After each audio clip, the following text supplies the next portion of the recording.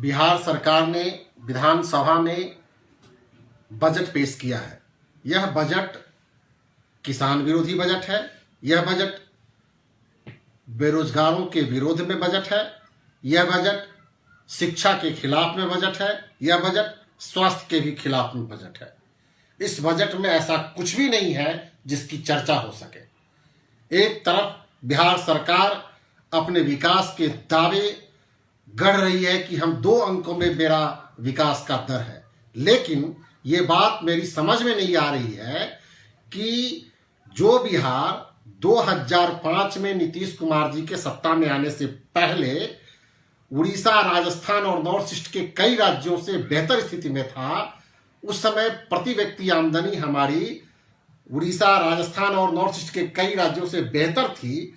तब हम आज 15 साल के इस विकास के शासन काल में हमारी आमदनी आज देश के सभी राज्यों में सबसे नीचे हो गया है। तो हम कैसे विकास कर रहे हैं? अब बिहार सरकार और भारत सरकार के आंकड़ों पर अगर हम ध्यान दें तो ऐसा लगता है कि बिहार सरकार के आंकड़ों के मुताबिक, इनके आर्थिक सर्वे के मुताबिक बिहार के प्रति व्यक्ति की आमदनी 43,000 रुपये है प्रति वर्ष, और भारत सरकार की औसत आमदनी है वह है 1,35,000 रुपये प्रति वर्ष। वहीं देश में सबसे अधिक आमदनी गोवा की है जो 4,30,000 रुपये प्रति वर्ष है।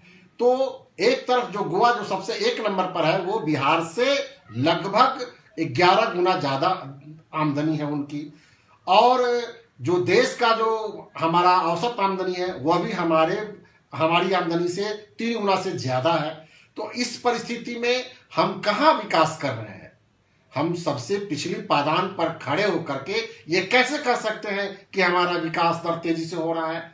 भाई, आपका विकास हो रहा है, मैं मान रहा हूं, आप प्रति व्यक्ति आमदनी के हिसाब से भी अगर कह रहे हैं तो मान रहे हैं, लेकिन दूसरे राज्य तो आपसे तेजी से विकास कर रहे हैं, वहां फिर आमदनी कैसे बढ़ जा रही है?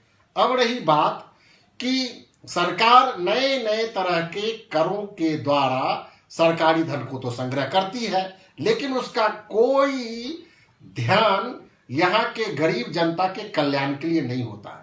पूरा टैक्स से द्वारा अर्जित सरकारी धन की लूट मची हुई है। बिहार सरकार के कार्यालयों में एक जबरदस्त तरीके से एक नारा का गुणगान होते रहता है कि सरकारी धन की लूट है, लूट सके सो लूट, अंतकाल पछताओगे जब नौकरी जाएगी छूट। यही वजह है कि अभी जो सीएजी का रिपोर्ट आया है इसमें भी बताया गया है कि पिछले वित्तीय वर्ष में अभी तक, यह वित्तीय वर्ष समाप्त होने पर है और अभी तक 85,000 करोड़ रुपए का कोई हिसाब किताब नहीं मिल रहा है।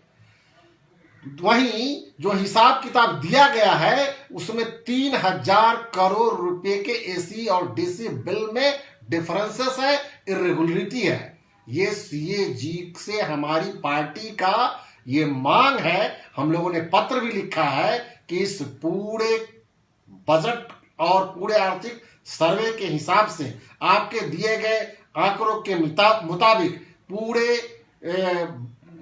लेन देन का और पूरे सरकारी धन के दुरुपयोग का जांच होना ही चाहिए।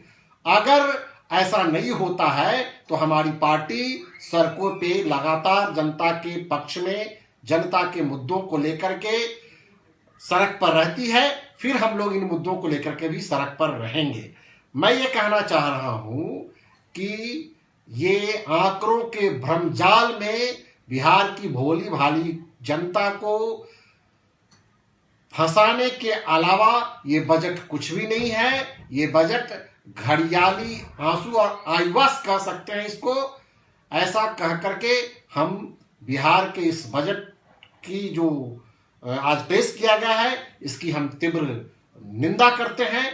यह आम जनता के हक में ये बजट नहीं है। बिहार सरकार को आम जनता के हक में फैसले लेने चाहिए और सरकारी धन की लूट पर रोक लगानी चाहिए।